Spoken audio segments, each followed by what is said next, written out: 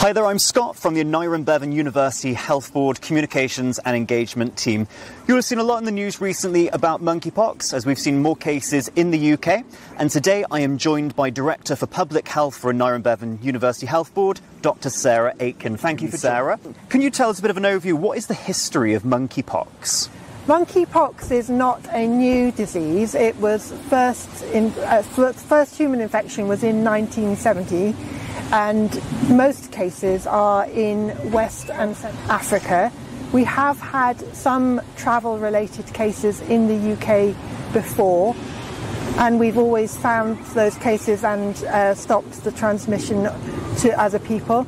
This time we've got more cases than we've had before, but the principle remains the same, that we want people to come forward, be tested, and then we can stop the transmission again.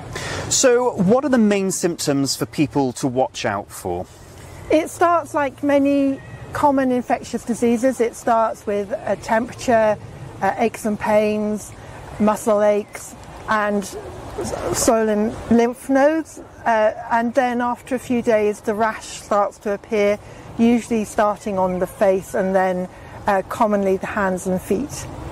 Okay, and what should people do if they suspect they might have monkeypox?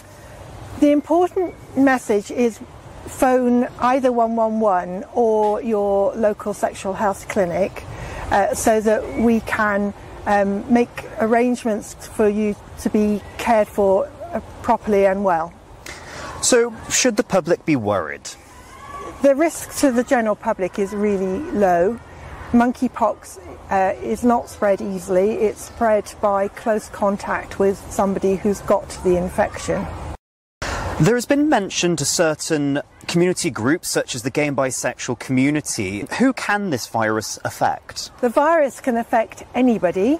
There's no particular group of people that it affects in any way differently to anybody else. The message to that community is that some of these recent cases have been in their social networks, and so we want people to be particularly aware of the symptoms and the rash, and to make contact with 111 or their local sexual health clinic if they think they may have monkeypox. So the virus can affect anyone? Absolutely anybody. So where can people find further information? There's the 111 website, or there's the Public Health Wales website, and the links are available on the Health Board's website. That's great. Thank you so much for joining us today, Dr. Sarah.